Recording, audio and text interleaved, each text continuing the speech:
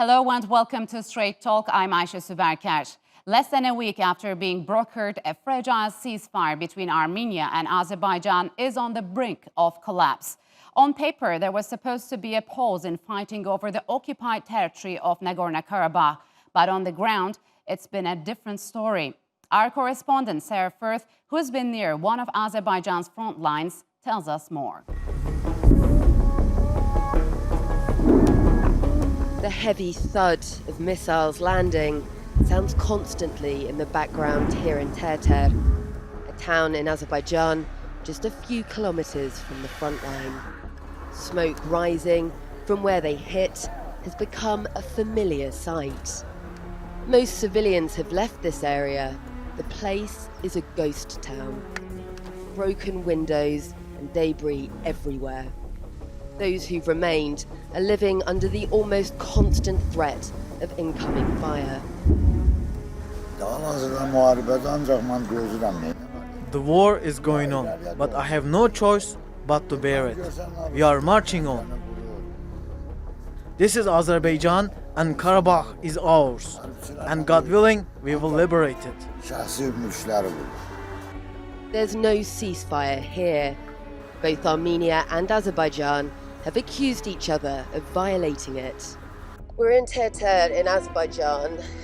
We're just going now to an area quite close to the front line. The ceasefire isn't holding here, and we've heard the sounds of exchanges of fire throughout the morning. So we're just going now to see if we can see what's happening closer to the front. On the ground, the fighting has escalated. A team of journalists from an Azerbaijani TV station saw their car damaged and the driver wounded as they reported near the front. 4-5 mermi düştü hemen araziye. 4 or 5 missiles landed on the area. When we got to our car, there was an explosion and there was dust everywhere. We didn't understand what was going on. The missile landed close to us. As you see, the car is damaged and you see the traces of shrapnel. Our driver was wounded by shrapnel that hit his face and abdomen, and we had to leave the area. As we're interviewing Elnur, we hear a missile passing close by, and everyone dives for cover.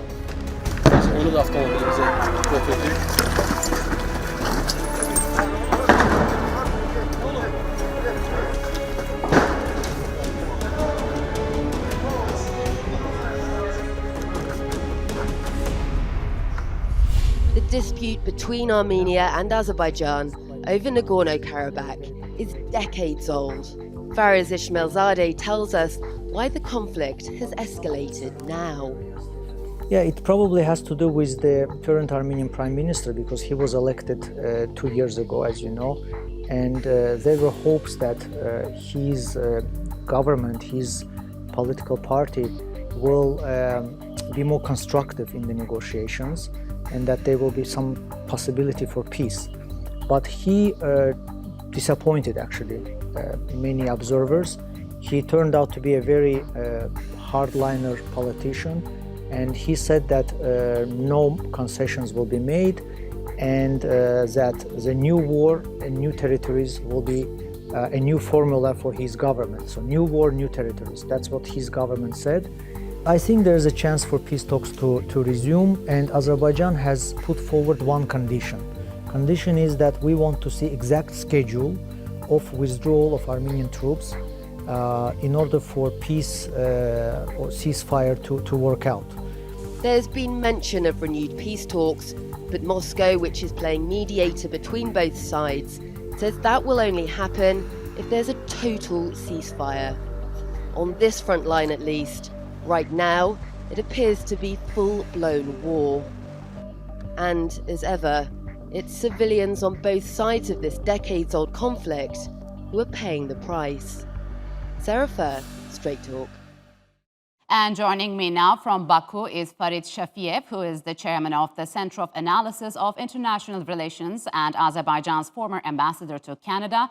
And from Istanbul, Idil Tuncer Kilavuz, who is an associate professor of political science at Istanbul Medeniyet University. Idil, Farid, welcome to Straight Talk. It's good to have you on the program. Despite the backlash from Western powers and calls for immediate ceasefire, Armenia, in the latest round of attacks, shelled the Azerbaijani city of Tartar, killing at least 3 civilians and wounding more. So, Farid, where is this fighting headed?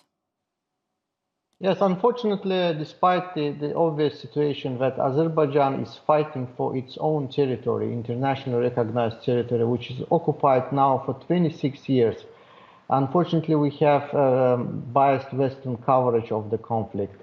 Azerbaijan is responding to military provocations by Armenia. We see constant shelling of our civilians beyond the front line. For example, you mentioned Tartar, but a few days ago, the Armenian armed forces sent missiles to second largest Azerbaijani city, Ganja, Yes. the civilian residential house. So we see this constant provocation. And by the way, today also the rocket was launched towards Nakhichevan. Thanks God, I mean, no one was injured. But we definitely see the attempts by Armenian side to expand the military theater and also draw the third side to the conflict. That's, I think, the goal. Yeah, so Idil, what kind of diplomatic pressure would it take for Armenia to take a heed on the international calls to abide by the ceasefire? And what do you make of Armenia's aggression? So this conflict has been continuing for so long. It's almost like 30 years. And as we all know, OSCE mandated Minsk group was continuing with the negotiations, but all negotiations were failure, unfortunately. So we came up to this point of war. So there were, as you know, many countries in the Minsk group, Yes. like 11 countries, but also there were co-chairs like France, United States, and Russia. But recently we see that United States and France left the negotiation process to Russia, and for a long time it was only Russia and Armenia and Azerbaijan. They were negotiating this. The hopes for diplomacy ended, unfortunately. That they were not very. So, Farid, what's the end game for Baku? Is it willing to liberate all of the occupied territories, or just settle with a few before the start of negotiations? I mean, last week, we declared ceasefire under Russian mediation. So basically, we have the declaration on ceasefire, which is constantly violated. So the ideal situation that we will end a military phase of the conflict and move towards the negotiations. But for doing that, we need the agreement from Armenian side. First, to stop the shelling our civilians. The second, indeed, to declare adherence to the peace process. Yesterday, 2 days ago, the Pashinyan voiced his address to the nation, to the Armenian people, but he again repeated his old cliches about, and he refused basically this formula, land for peace. I mean, this is formula enshrined in the Madrid principles, which elaborated almost dozens of years ago. So in the end, just to finish, if in the end the peaceful negotiation won't start, we will do up to the end our military operation. Okay, so during a recent phone call, Idil, with President Erdogan, Russian President Putin reportedly stressed the need to put an end to bloodshed in the region and move towards peaceful regulation of the Nagorno-Karabakh issue. What would that, let's say, regulation be, in your opinion? In the beginning, from like the beginning of 2000s or 2005, this Madrid principle, so almost everyone agreed that Nagorno-Karabakh is a territory of Azerbaijan, and Armenia is occupied.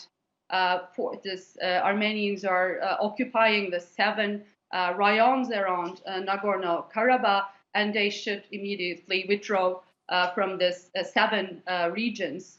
And also they were talking about this displaced Azerbaijanis must return back to Nagorno-Karabakh and in this occupied territories to their homes, and there should be some kind of a referendum after this process ended.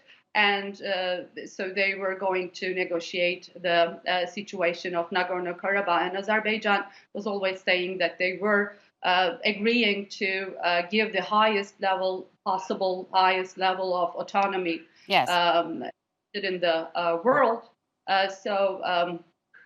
They are very positive on these, and based on these principles, again, a negotiation would begin. Yes, so the clashes have raised concerns that Turkey and Russia, which took opposing sides in many issues like Syria and Libya, may get dragged in. So, Farid, how will this impact bilateral relations between Turkey and Russia? And do you think Turkey will be able to get a bigger role in peace talks moving forward?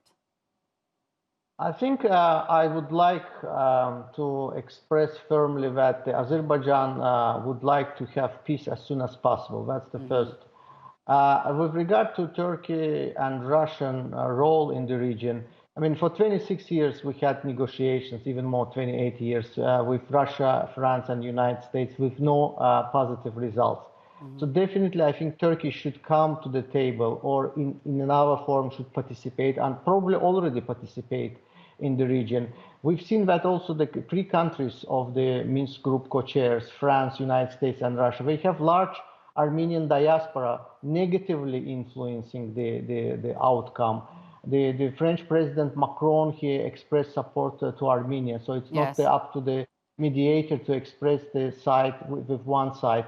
Russia's so far role was I would say, constructive, though we know that Russia has military base in Armenia and supplies weapons, etc. But ideally, of course, I would like to believe that any clashes between Turkey and Russia will be avoided. And by the way, speaking about all this, kind of standoff between Turkey and Russia, we should look at also positive side. In Syria, actually, Turkey and Russia found some middle ground, some consensus.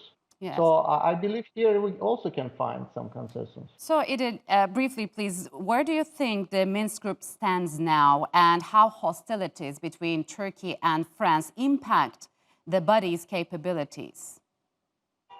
When we look at this history of this peace process, Minsk Group, I think that France and United States left this conflict to Russia, actually. So they are not showing a lot of interest. They didn't do anything for so long. So they are not showing a high level of interest to the conflict.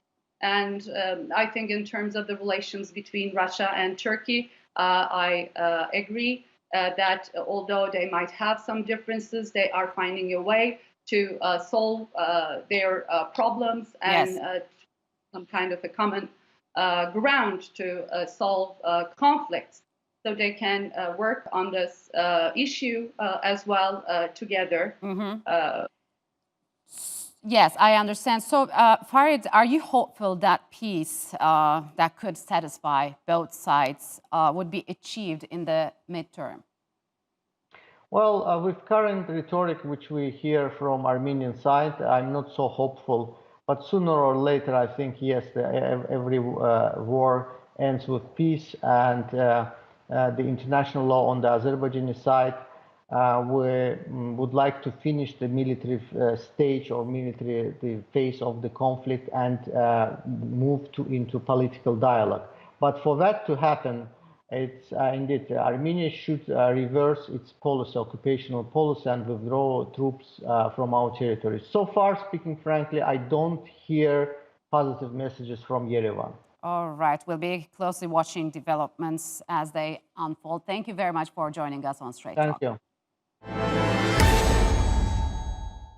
At first glance, the town of Maraş in the Turkish Republic of Northern Cyprus looks like an eerie movie set. Abandoned for nearly 50 years, Maraş used to be a holiday hotspot with its stunning beaches and vibrant nightlife. But now, that past may be coming back to life, as Haydar Abbasi explains.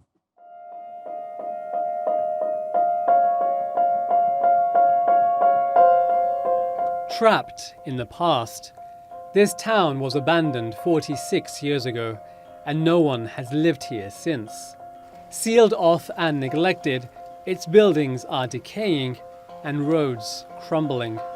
But Maraş, located in the Turkish Republic of Northern Cyprus, was partially reopened this month. Hundreds of people have come to visit, curious to see this famous ghost town. Açılması tabii ki güzel, iyi oldu.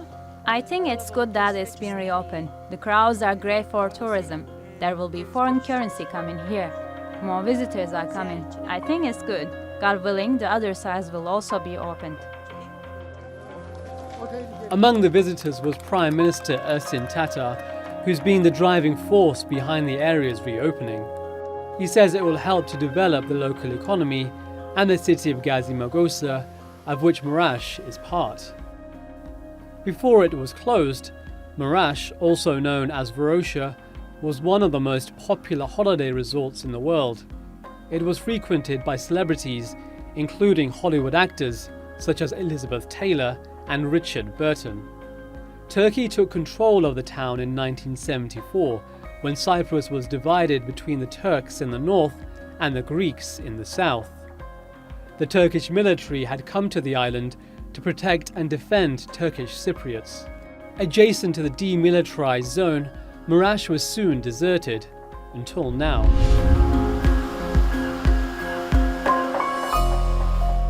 Restoring Maraş is not just about opening a window into the past or encouraging tourism here. The town is a symbol of the island's division. Many Greeks lived here in the past, and the government says the original inhabitants of the town are now allowed to return. But not everyone's happy. These Greek Cypriots are protesting against the decision to reopen parts of Maraş. Mete Hatay is a political analyst and expert on Cyprus. He explained how the people that lived in Maraş before it was closed can reclaim their property. Something had to be done to reinstate the properties back to the lawful owners, because United Nations Security Council resolutions also is asking that. On top of that, Court of Human Rights also have a decision on restitution of the property. So that's why purposefully you have this property commission established for the owners of those properties to apply. In order to do that, you have to demilitarize Varosha. So I think this was the first step. The government of the TRNC hopes the reopening of Maraş will help to restart talks on reunifying Cyprus. Negotiations have been ongoing for 50 years. Will giving life to Maraş end the deadlock? Haydar Abbasi, Maraş, in the Turkish Republic of Northern Cyprus. And joining me now is Tahsin Ertugruloglu, who is the former Foreign Minister of the Turkish Republic of Northern Cyprus, and Tarik Oguzlu, who is a professor of international relations at Antalya Bilim University. Gentlemen, welcome to Straight Talk. It's good to have you on the program. So, Tahsin, how has Maraş seafront's reopening resonated in the Turkish Republic of Northern Cyprus, and what's its significance? Well, thank you very much. It's a pleasure to be on the air together with you. Briefly, I wish to state that the opening of a certain section of Varosha was welcomed by the Turkish Cypriot people. It's a long delayed and long awaited decision. Mm-hmm. We have always believed that the initial mistake was to keep Varosha closed from the very beginning. I am aware that the idea behind that decision was to keep it for negotiations as a compromise deal, but it didn't work out that way, and it turned out to be a ghost town for over 40 years. Mm-hmm. So it's high time that the city has turned is going to turn into a living city once again. Yes. Tarik, why has the European Union and Russia reacted to this decision? Is it against any international law? I think I'm not of the view that international law has a clear stance on this particular question. Depending on the side you are approaching international law or trying to find a kind of legal solution to this particular problem, you might end up with alternative solutions. If you look at from Turkey, it is another picture. If you look at from Greece, it's another picture. But in terms of the geopolitical confrontation and recent tensions in Turkey's relations with Greece and the European Union on the one hand and Russia on the other hand, I think I am in a position to say that this is a part of larger geopolitical confrontation between the two sides. Turkey seems to be giving a particular message to the international audience that you shouldn't push me so far to the corner.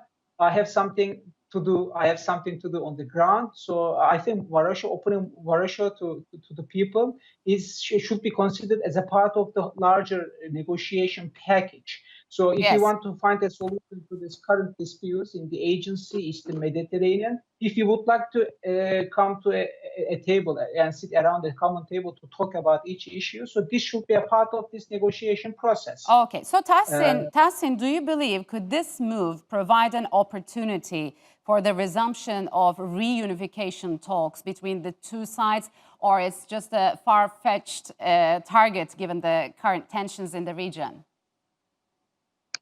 Well, with all due respect, I am someone who does not believe that there should be a resumption of the negotiations, so long as the Greek Cypriot side is treated as if it is the government of the Republic of Cyprus, and the Turkish Cypriot people are treated as if we are just a minority community of that republic. As you know, negotiations, if they're going to have any chance at all of success, they must be held among equals. The negotiating process that has been going on for the past 50 years is among unequal.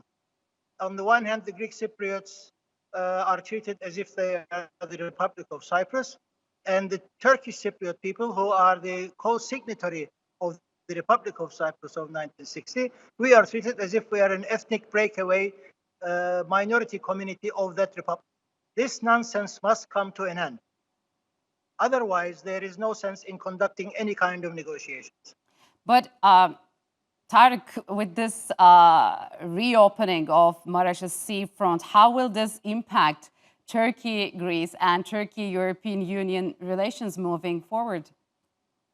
Yeah, looking to the reactions of the Greeks and the Europeans, the first conclusion we can derive is that it's not going to affect the bilateral relationship in a positive manner, it's for sure. But I think Turkey's goal is not to push the Greeks and the Europeans to the corner. We are simply trying to give a message that we have to talk each and every issue on the overall package. So you all know that Turkey finds itself at the opposite sides of Greece and other members of the European Union on many different issue areas in this Eastern Mediterranean region. So we are somehow feeling a little bit surrounded and encircled. So we have to break free from this jungle. And by the way, Tahsin, Turkey's seismic vessel Oruç Reis has returned to the East Mediterranean for research. There were again strong reaction from international community. Could you give us some perspective and what Turkey wants to achieve by redeploying the vessel in the region? Returned to its operational area. I was very disappointed when it left the area. It gave a wrong signal, I believe, to the international community and especially to the Greek Cypriot side, as if we are compromising on our attitude in the blue homeland. So we welcome this decision for Oruç Reis to resume its work. The European Union or any other country has no standing to tell Turkey where it can or cannot operate in the Eastern Mediterranean. Turkey is a country that has the longest shoreline to the Mediterranean, and countries who have no shoreline to the Eastern Mediterranean are trying to locate Turkey's activities in that area to appease the Greek Cypriots and Greece. So we believe that Ankara is quite justified in doing what it is doing, and we hope that it will continue to do so. All right, gentlemen, unfortunately, we'll have to leave it here. Thank you very much for joining us on Straight Talk. And that's all for this edition of Straight Talk with me, Ayşe Süberker. If you've got any comments, follow us and tweet us at Straight Talk TRT. Also, don't forget to subscribe to our YouTube channel. Until next time, take care and goodbye.